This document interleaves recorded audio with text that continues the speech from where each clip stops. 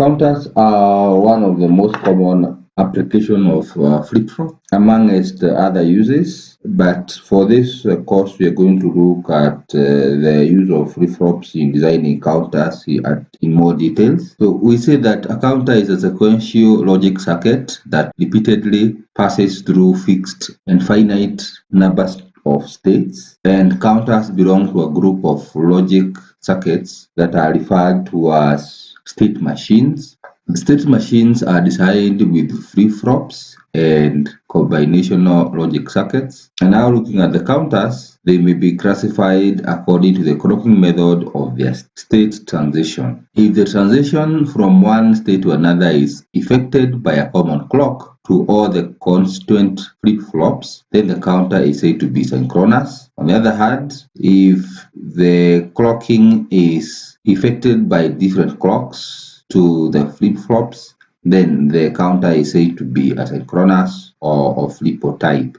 So we have another further classification of counters based on the numerical values of the counter states. A binary counter is realized when these states correspond to binary numbers. Otherwise, the counter is non-binary. If a counter has 10 states, then it is referred to as a decade counter, and it is also possible to control a counter to achieve an ascending or descending count, which is referred to as an up counter or a down counter. Counters are useful devices in digital system design, especially in applications where events or time duration between events are to be counted. And they come packaged as separate modules, and most of the times they form part of a microprocessor. Now, when we talk about counter design principles, the best approach is to work with an example. And I believe we have already met this type of a table, probably in a more simplified manner than it appears here. But what this diagram says, and this is called a state diagram, which is of a sequential process. So if you were to interpret what this diagram says, the first thing that we observe here is the number of states. And as we met in the previous class, we were able to identify that each state is identified by circles. So we can see this is one state, second state, third state, fourth state, and fifth state. So we can see that the number of states in this counter is 5. And what we mean is that probably this counter moves from state 0, goes to 1, 2, 3, 4, and 5, and probably sometimes the counter goes back to state 0 and then continues. Just like we know the clocks operate today, the clocks will count 60 seconds, or in rather they will actually start with 0 to 59 and then go back to 0, having incremented another state. So what we are simply saying is that is an example of a counter. What we observe here is that for this counter, we can classify this counter as synchronous because we expect that the stages that are happening on the flip-flops that make this counter are synchronous, meaning that the flip-flops are clocked by the same clock. What we also observe here is that contrary to what we met earlier, we have two sets of factors that are causing the transition from one state to another. One is external input and the other one is external output. So what we are simply observing here is that when we are transitioning from state S0 to S1, we require the external input to be at state 0 or to be 0. And we also observe that the external output that is going to be displayed is a 1 or a high. When you are transitioning from state S1 to S4, we require the input to be 1 and the displayed external output is a 0. What we also observe in the design of flip-flops is that we normally take the state of a given counter to be the output of the flip-flop elements. So we may have 3 flip-flops, and the combinations of the output, probably flip-flop 1 has an output Q1 equals to 1, Q2 equals to 2. Of course, we're talking about binary states, therefore this may be 0 and Q3 might be 0. Therefore, when we do this combination and we consider that probably Q3 is the most significant bit and Q1 is the LSB, so Q2 is between them, then we can give them binary values as 0, 0, 1, and therefore you can say that the output or the state of our counter is state S1. If again this combination becomes 1, 0, 0, probably then we can say this is equivalent to number 4, therefore we might say this is equivalent to state number 4.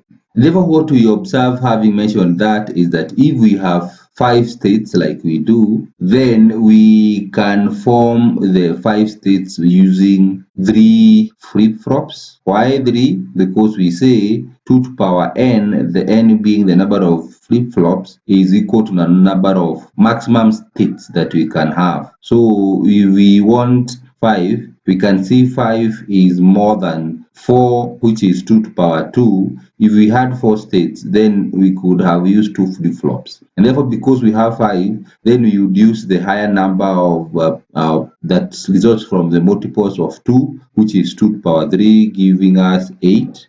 And therefore, we are saying that we will require at least 3 flip-flops.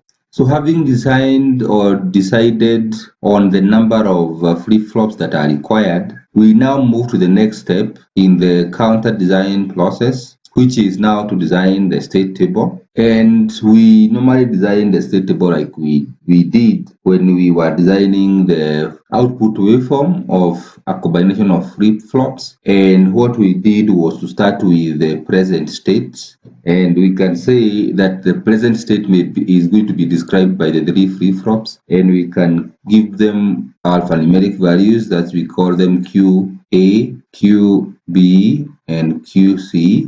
We have already decided that we are going to need 3 flip-flops, and then we ask ourselves what will be the next state. And what we observe from our state diagram of the counter process is that we have an external input x that may be either 0 or 1. So we can say that what will be the next state when x or the external input is 0, and what will be the next state when the external input is a 1. And again, we still observe what are going to be represented by QA, QB, and QC for the 2 possible states. So what we also saw in our counter design or state diagram that we have been presented with, we are seeing here that what you're talking about x is this external input. So x may be 0 or x may be 1, but we also have an external output y, which again we need to observe. It may be a 0, at times it is a 1.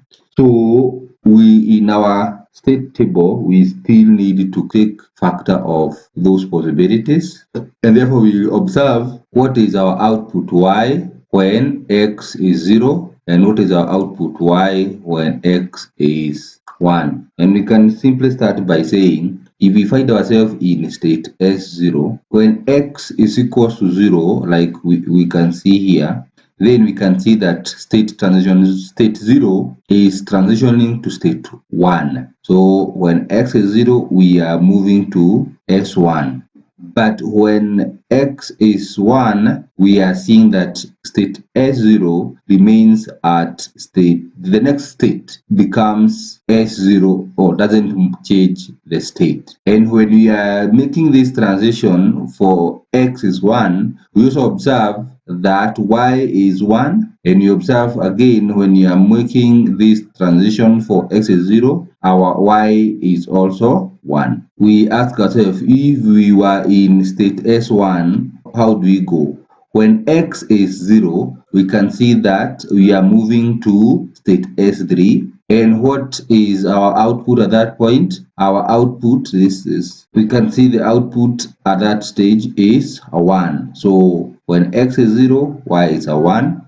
And when we were at S1, but x is 1, we are moving to S4. Therefore, we say we are making transition to S4, and at that point, our output is at 0. So similarly, we can fill in the other tables very quickly and in a simplified manner. We can look at the second one before I fill in the others. If you were at S2 and our input is 0, we are going back to S0. So our input is 0, we are going back to S0, and our output is 1.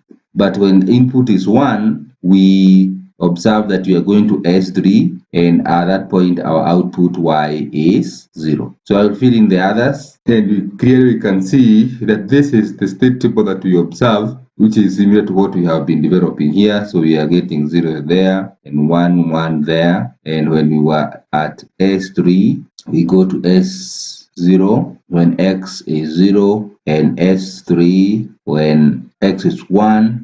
When you are in S4, when X is 0, we go to S3 or S2 when X is 1. So that becomes what is called the state table of in our counter design process. Our next step in the counter design process involves state reduction and state assignment. And once we have developed this state table, we might notice that some states make similar transitions under the same input conditions and still give the same output results. For instance, if we check very keenly in our state table, there are states that are making very similar transitions. When we observe such states, we say that they are the same or they are redundant. For example, when we look at state S3 and S2, we observe that when we were in S2, we are always going to S0. When X is 0, we are going, and the same case, when we are S3, we are going to S0 for the same input. We go to S3 for X is 1, and similarly S3 for X is 1, and our outputs are also the same. Therefore, we classify these two that appear to be making similar transitions as redundant or as the same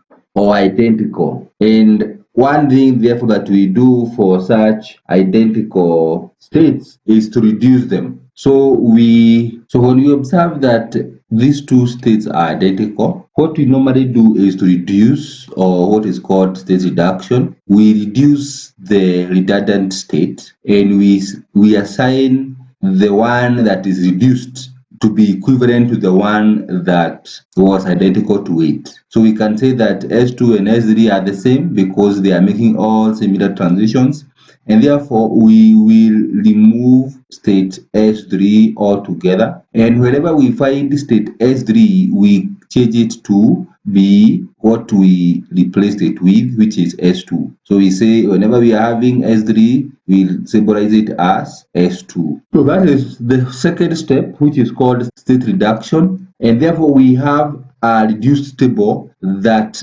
is showing S2, or it is reduced and showing S2 where S3 was there. And you can see where we have replaced S3, we have S2. So this is called as the reduced state table. The next thing is now to do what is called state assignment. And state assignment will arbitrarily say that now, because we have reduced the number of possible states from 5 to 4, then that means we can use fewer number of flip-flops because we have maximum of 4. Therefore, instead of using the 3 that we had identified earlier, we can now use 2 flip-flops, because we know if we have 2 flip-flops, we can have maximum of 4 states. And for that reason, we can now do state assignment, saying that, arbitrarily saying that S0 can be given 0, 0, S1 can be represented by flip-flop states 0, 1, S2 can be represented by 1, 0, and remember we dropped S3, therefore S4 will be represented by state 1, 1. So that is the second very important step of state assignment, and therefore in the next state where we had S0, we will represent it with 0, 0. Where we had S1, we will represent it with S01. Similarly, 1, 0 and 1, 1. Everywhere else in this table. Therefore, what we will have is a state table with binary assignment. So we have a state table with binary assignment, and I will not reproduce it, and it is right here as I have indicated. So of course you can see where we had S0, we have 0, 0. This was S4. Anywhere else you can see that where we had S0 is represented by its binary assignment. This is clearly S1. The only thing we need to be aware of is that whenever we have 1, 1, remember that we assign S4 to be 1, 1 and not the usual S3 that we may have. The next thing is to design a block diagram that will implement our sequential process. And what we observe from the state table that we have come up with is that we are making the transitions from state S0 to S1. And because these are flip-flops that we are using, we normally develop an excitation table that says if you want to move from this to this, you require some combinations of, if you are, for instance, going to be told to use SR flip-flop, then you require to know what do we need for us to move from state 0 for flip-flop QA to 0. And if you remember when we was developing the characteristic table of SR flip-flop, we said that for the state not to change from 0 to 0, we require S to be 0. But we don't now have to memorize that, we just have to indicate our characteristic table. So for that to happen, we can clearly know that we will require a combinational logic circuit that will act as the input to our SR flip-flops, and the inputs are dependent on the previous states of the present states of the current flip-flops, which will be generated by or from the excitation table. So what we generally do when you're doing a sequential circuit design is to know that, for instance, if you're going to implement a sequential process with SR flip-flop, like in this case, we need to capture the output of all the flip-flops and we feed it to a combinational logic circuit that will now give the outputs that are going to our flip-flops, and therefore determine what the next state is going to be. And what we observe is that our combinational logic circuit has an external input and has an external output Y. Just like we had mentioned, we said we have an X that determines how our transitions are moving from one state to another, and at the same time, when we are having that transition, we are also observing our external output. So we have that combinational logic circuit. This combinational logic circuit is going to be determined, or what is inside this black box is going to be determined from the excitation table that we normally develop for a sequential process. But before we do the excitation table, we must list or remind ourselves what is the excitation table of SR flip-flop. This is the one that tells us if we want to move from present state being 0 to the next state being 0, what do we require? And we developed this table quite in a detailed way, and we found that we require S to be 0, but we don't care what our R is. So this is a table that we developed. This is what we are going to require, or we are going to need for us now to develop the excitation table of our sequential process.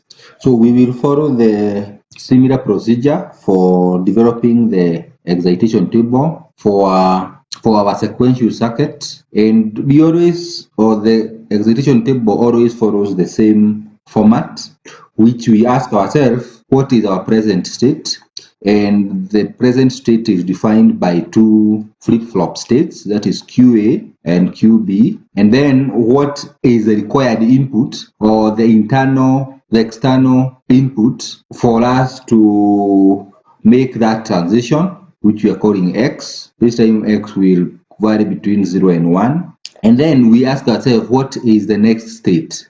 And the next state is defined by QA and QB. And then we ask ourselves what are the required inputs for us to make that transitions. required inputs required to make transition from QA, from the present state to the next state. So we are going to be using SR flip-flop. So we're going to ask ourselves what should be our SA and RA, and what should be our SB and RB. And therefore, when we are making this transition from the present state to the next state, we are observing the external output and we are calling it Y.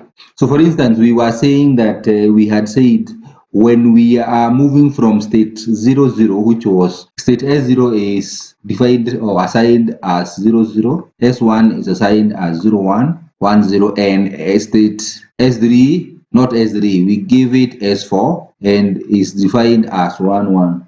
So if you are in state 0, 0, and we have this already defined in our state assignment diagram, and our external input X is 0, how do we transition? We said in our state table, probably I may reproduce it here. So I have just brought in the excitation table that for SR flip-flop that we are going to need, and I've also brought in our reduced state table that we developed in the previous slide, and that is what we are now using to create our excitation table. This is the excitation table of our sequential circuit. So we are saying that we are moving from 0, 0 to 0, 1 when X is 0. So that is what we are saying. We are moving from 0, 0 to 0, 1 when X is 0. And we have already observed from this information is all here in this diagram, and we may use it to feed. We may use this information in this states table to develop our excitation table. So clearly here we have 1 in this one. We move from 0, 0 to 0, 0 when X is 1 and our Y is 1. Again, we now go from 0, 1. 0, 1 goes to 1, 0 when X is 0, and that point our Y is 1. Similarly, from 0, 1, it goes to 1, 1 when X is 1, and that point Y is 0. So you can develop all of them. I will do one more so that you can see how we are doing it. From 1, 0, we go to 0, 0 when X is 0, and at that point Y is 1. And again 1, 0 goes to 1, 0 when X is 1 and Y is 0. So I'll fill the other two. So this is our excitation table as far as the state table is concerned. So the only thing we have not filled here are the required inputs, and that these are the ones we are going to use to create our combinational logic circuit, so that they are fed from what we saw in our block diagram. We are going to need excitation table of SR flip-flop. We can see that we require S to be 0 and R is a don't care. So we put 0, don't care. We are moving from 0 for QB to 1, and that transition here we normally say is a 1, 0. So you just follow that idea of developing the bigger excitation table for the sequential circuit for our counter from the small excitation table of the SR flip-flop, and we can see for us to move from 0 to 1 we require 1, 0. To move from 0 to 1 again, 1, 0. 1 to 0 we require 0, 1. 1 to 1 we require X 0. 1 to 1 X 0, and 1 to 1 X 0. But I think here I missed. This is supposed to be 0 to 0 is again X. 0 to 0 is X. X 0. 0 to 0 is 0X. 0 to 0 is 0X. So that is something I had missed. Doing similarly for SB and RB, we can just see that our required inputs are going to be 1, 0. They are going to be like that. And now this is our required excitation table, and we normally consider X as a don't care conditions, and we normally use them to our advantage when we are implementing the combinational circuit. So we are seeing here the inputs for SA are coming from a combinational circuit that implements these minterms, and we can be able to express SA to be equals to SA is true for this combination of QA, QB, and X. and this other one QA, QB, and X, and we can be able to express it as QA bar, QB, and X bar. Whenever you have a 0, you have a bar. Whenever you have a 1, we have uncomplemented variable, or a 0 at this point or at this point, so which is Q bar, QA bar, QB, X. So that is how we would implement our SA. But because there are some don't care conditions, the best way to implement these variables for SA, RA, SB, and RB is to use kernel maps and fill in these details and simplify from the kernel map that we know how to implement. So I will just use that to demonstrate. So for the SA, we will just fill in, consider QA. This is going to be a 3 variable K map. So you have QA, QB, and X on one side, and we can just capture the data from our table that we have filled. So I will just fill it in. We normally say this, consider this to be cell 0, 1, 3, and from there we can go back to our excitation table and refer this by their mean terms. You can see 0, 0, 0. This becomes mem 0, 0, 0, 1, m1, 0, 1, 0, m2, 0, 1, 1, m3, m4, and m7. And therefore we are just going to capture this data and say that we have 1 for M2, M3, and don't care conditions for M5, 6, and 7. So we have 1 for M2 and 1 for M3, and we have don't care conditions for M6, M5, and M7. And therefore, we normally use don't care conditions to our advantage to form this group of 4, which we can be able to classify as we know this is 0, 0, 0, 1, 1, 1, and 1, 0. This is 0, 1. And therefore, we can observe which variable is not changing. And we can see that SQB remains at 1, which is uncomplemented QB. Therefore, you can be able to authoritatively say that SA is simplified to be equivalent to QB.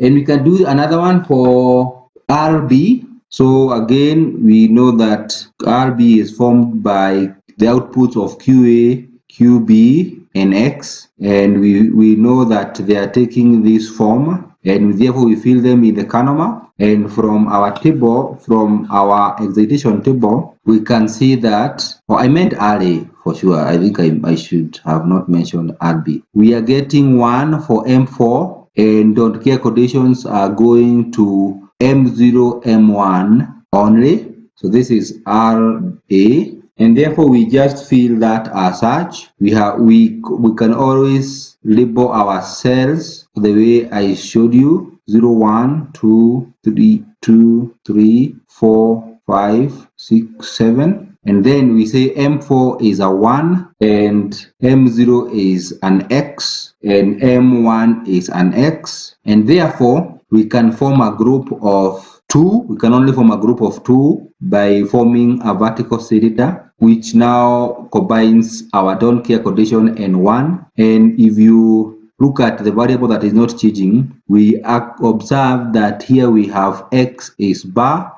and our QB is bar. That becomes our representation of RA. And you can do similarly for the other two, SB and RB. I will not do that. All I will just state is that when you simplify using kernel map, you're going to find that SB is going to be given by QA bar, QB bar, and X bar. And finally, RB is going to be given by QA or QBX bar. And therefore, and you can simplify some of these things to implement it using an AND gate with inverters for each of the variables that we have, or you can decide to use the De Morgan's theorem to simplify this further to have an XOR. And I think the book uses that method. If you use the De Morgan's theorem, you will have join the line and break the sign. Therefore, you have QA or QB or X bar, this becomes a NOR operation. This can remain as such, and this can also become a NOR operation such that it is break, join the line, break the sign to get QB or X bar, and this remains as it is. So those are the simplified version, and that is why in our diagram that has the combinational logic block, it means that these are the outputs that are going to be coming from that combinational logic block. So clearly this is what we have been designing for. We know that the inputs to SA, RA, SB, and RB are coming from this block, and we have seen, for instance, that SA is going to be implemented by a direct connection from QB to SA, but RA is being implemented by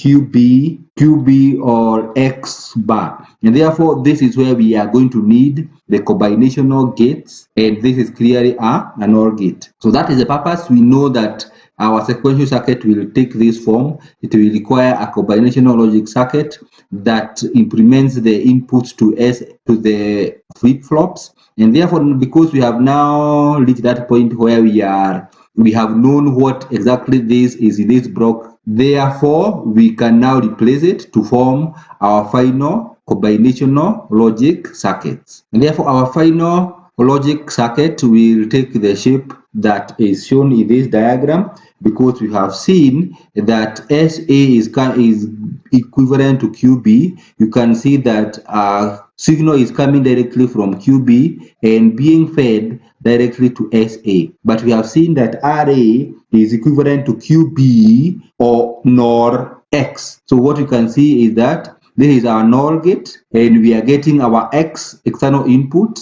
It is being fed as the input to the NOR gate, and the other one is QB that we are feeding as the other input, and therefore we can clearly say that RA is being fed by this combination circuit that we have designed. So the biggest design is normally to determine what inputs are getting to our flip-flop inputs, and this now becomes our final diagram that we were required to design. And we can also see, I think I might have missed to design for Y, and Y is, we can see from our excitation table, we can simply design again for Y using the same schema, and we will see for sure that this is input Q, A, Q, B, and this is X. And from our excitation table, we saw that the minterms, can just go there. The minterms for Y are M0, M1, M2, M4, and M6. So if we fill our cells with their respective minterms, we know this is 0, 1, 6, and 7. And since we have determined what is giving us the minterms for Y, we can say that we have minterm M0, 1, M2, M4, and M6. So from this, we can simplify our Carnot map, and we would find that this is a group of ones, which we can say that Y is equals to X bar, or this is another group of two ones. We can say that Y or Y equals to Q, A, Q, B, bar, bar. That is why we have, this is Q, B bar coming from here, and this is Q, A bar coming from there, and this is our X bar that we have just shown, and therefore this is an OR operation which we are giving out Y as. Therefore that is how you do the final design, and therefore this is the end result of our design.